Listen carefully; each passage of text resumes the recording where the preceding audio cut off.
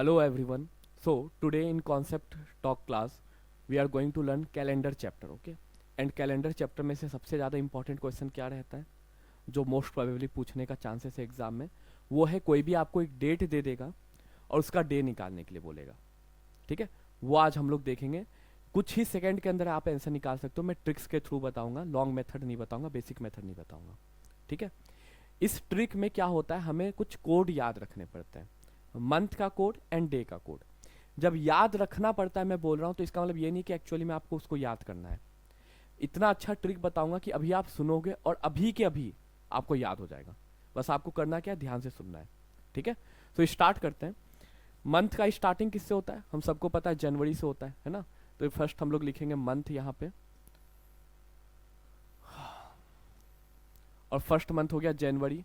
उसके बाद आएगा फरवरी, मार्च, अप्रैल, मई, जून, जुलाई, अगस्त, सितंबर, अक्टूबर, नवंबर और दिसंबर, है ना? ठीक है। अब यहाँ पे हम लोग पहले कोड लिखेंगे लीप ईयर का, sorry non leap year, that is simple year का कोड लिखेंगे हम लोग, ठीक है? उसके बाद लिखेंगे हम लोग लीप ईयर का कोड। लीप ईयर और सिंपल ईयर में क्या डिफरेंस होता है आपको पता होगा, है कि नहीं? लीप ईयर में नंबर ऑफ डेज कितने होते हैं, 366 days, and it is because of the month February में 29 डेज होते हैं। सिंपल ईयर में हमारे फेब्रुवरी में 28 डेज होते हैं, because of that the total number of days comes out to be 365 days, right? और हर 4 ईयर्स के बाद लीप ईयर आता है। लीप ईयर को पहचानेंगे कैसे? जैसे अभी 2024 गया, अभी 2024 पास हुआ, वो कौन सा था? लीप ईयर था। क्यों लीप ईयर था? क्योंकि 2024 इज डिविजिबल बाई 4। जो ईयर 4 से कंप्लीटली डिविजिबल हो, इट मीन्स कोई रिमाइंडर ना बचे, तो उसको कहते हैं लीप ईयर। 4 से कंप्लीटली डिविजिबल ना हो, लीप ईयर रिमाइंडर बच जाए, तो वो फिर होगा हमारा सिंपल ईयर। जैसे 2025 क्या है, सिंपल ईयर है। यहाँ पे फरवरी में आपको 28 डेज दिखाई देंगे, ना कि 29 डेज। क्लियर है? तो पहले हम लोग सिंपल ईयर का कोड लिखेंगे। लीप ईयर का कोड वैसे ही होता है, बस थोड़े से माइनर से चेंजेस आ जाते हैं, ठीक है? देखो कोड में कैसे लिख रहा हूं, एक सेकेंड।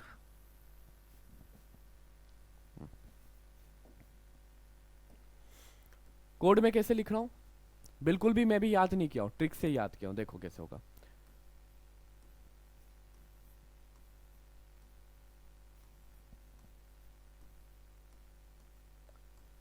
क्या लगता है ये कोड मुझे याद है इसलिए मैं ऐसे लिख पाया हूं? नहीं, मुझे ट्रिक से याद है, और वही ट्रिक से अभी भी आपको भी याद हो जाएगा, आप भी इसी स्पीड में लिख पाओगे। कैसे लिखते देखो। सबसे पहले ये स्टार्टिंग के 3 नंबर्स को कंसीडर करो। 144, स्टार्टिंग का 3 डिजिट्स है 144। ये किसका स्क्वायर है? आप बोलोगे सर 12 का स्क्वायर है, राइट? 12 का स्क्वायर होता है 144। उसके बाद देखोगे 25 किसका स्क्वायर है? 5 का स्क्वायर है। लेकिन हर एक में हम लोग 3 डिजिट्स बनाते हैं। इसमें भी देखो 3 डिजिट्स था, इसमें 2 डिजिट्स बन रहा है, तो 2 डिजिट्स 25 को 3 डिजिट बनाने के लिए क्या करोगे? स्टार्टिंग में 0 कर दोगे, क्योंकि 0 to 5 is same as 25, right? तो ये हमारा हो गया 3 डिजिट में कंसिडर करेंगे क्या? 5 का स्क्वायर। और उसके बाद ये 3 डिजिट में क्या कंसिडर किया हुआ है? 36 किसका स्क्वायर होता है? 6 का स्क्वायर होता है। और फिर है 146, ये क्या है? ये है 12 का स्क्वायर। फिर स्क्वायर में ऊपर 2 आता है, समझ लो, फिर उसी को ऐड कर दो। 12 का स्क्वायर होता है 144, प्लस 2 किए तो 146 आ गया।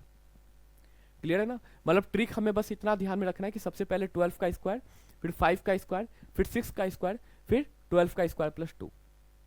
याद अभी हो गया होगा।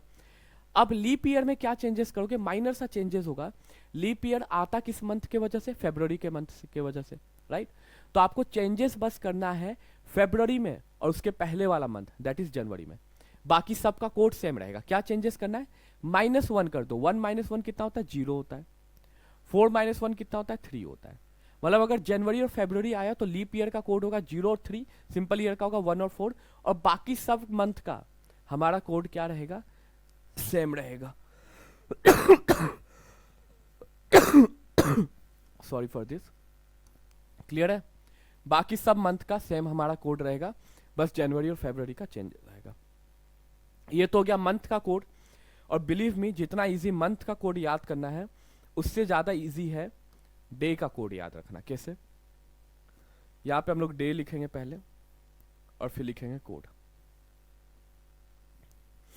डे का स्टार्टिंग किससे होगा, ध्यान रखना, डे का स्टार्टिंग हम लोग कोड याद करते समय रखेंगे संडे से। डे का स्टार्टिंग किससे होगा, संडे से होगा। क्लियर?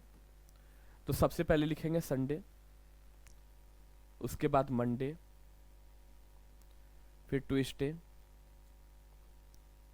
वेडनेसडे,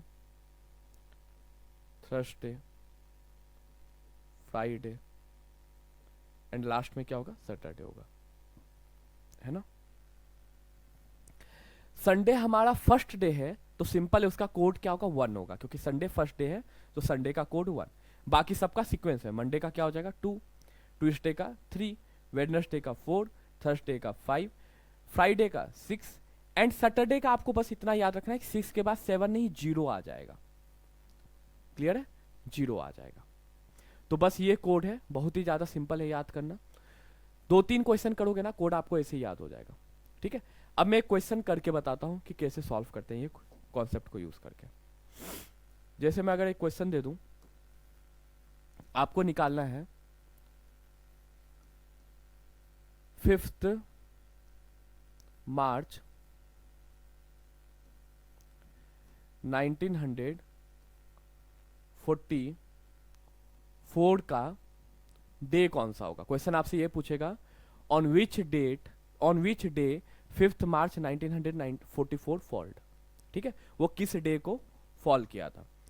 अब इसको हम लोग निकालेंगे कैसे, मेथड ध्यान से सुनो, स्टार्टिंग में थोड़ा सा डिफिकल्ट लगेगा बट 3-4 क्वेश्चंस खुद लिखना, आंसर आपका आ जाएगा तो आपको कॉन्फिडेंस आ जाएगा और आप कर लोगे एग्जाम में। ठीक है, ये जो नंबर होगा, नंबर को मैं अभी थोड़ा सा चेंज कर देता हूं, ऐसा करते हैं 5th नहीं, इसको रख देता हम लोग 9th।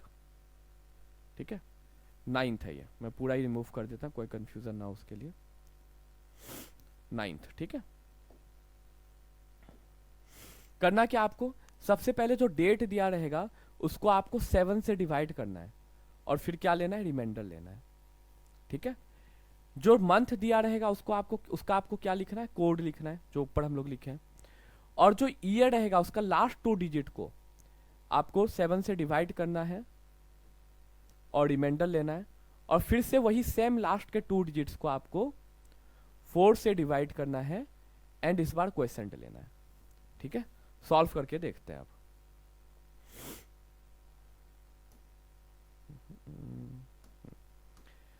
देखो 9 को 7 से डिवाइड करके रिमाइंडर लोगे, 7 1 जा 7, रिमाइंडर कितना बचा 2, तो रिमाइंडर को यहां पे लिखना है। ठीक है, मार्च का कोड क्या होता है देख सकते हो, लीप ईयर हो या फिर सिंपल ईयर हो, मार्च का कोड रहता है 4E। तो यहाँ पे लीप ईयर है कि सिंपल ईयर है वो पता करने की जरूरत नहीं है, क्योंकि हमारे पास मंथ है मार्च। अगर जनवरी या फिर फरवरी रहता तो पहले चेक करते कि लीप ईयर है कि सिंपल ईयर। चेक कैसे करते, 4 से डिवाइड करके करते। अगर 4 से कंप्लीटली डिविजिबल हो जाता तो लीप ईयर होता, नहीं डिविजिबल हो पाता तो सिंपल ईयर होता। क्लियर। अब ये लास्ट के 2 डिजिट्स को आप 7 से डिवाइड करके रिमाइंडर लोगे।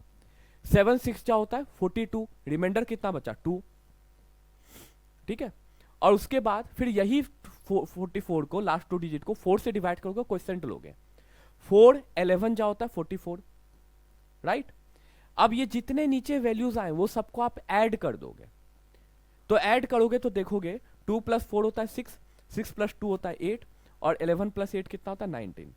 Now here if you are getting a number which is greater than 6 या फिर इक्वल टू और ग्रेटर देन 7, तो आपको फिर से इसको 7 से डिवाइड करना है और फिर से क्या लेना है, रिमाइंडर लेना है। 7 से जब जब डिवाइड करोगे रिमाइंडर लोगे। 7 1 जा 7, रिमाइंडर कितना बचा 2 बच गया। और 2 अब देखोगे 2 कोड किसका है, मंडे का है, तो आंसर हमारा क्या होगा, मंडे होगा। क्लियर है, आंसर आ जाएगा मंडे। आप चाहो तो गूगल करके सर्च कर लेना कि 9 मार्च 1944 को क्या था, मंडे ही आएगा डेफिनेटली। ठीक है, अब ये 7 से हम लोग थोड़ा सा मैं इसके बारे में आइडिया दे देता हूँ। वैसे एग्जाम पॉइंट ऑफ व्यू से आपको कुछ जानने की जरूरत नहीं है, जस्ट एक सब्जेक्ट का फील दिलाने के लिए मैं बता रहा हूँ। यहाँ पे जो ये है 7 से डिवाइड करने का रिमाइंडर क्यों ले रहे हैं 7 से डिवाइड करने के बाद रिमाइंडर इसलिए ले रहे हैं क्योंकि हर 7 डेज के बाद डे क्या होता है, रिपीट होता है।